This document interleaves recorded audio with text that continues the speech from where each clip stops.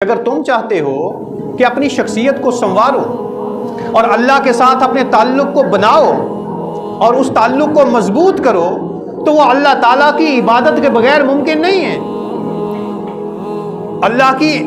इताअत के बगैर मुमकिन नहीं है। और जिस कदर तुम अल्लाह ताला की ज्यादा से ज्यादा इबादत करोगे, उसी कदर तुम्हारा ताल्लुक अल्लाह के साथ भी मजबूत होगा और तुम्हारी अपनी शख्सियत भी निखर जाएगी,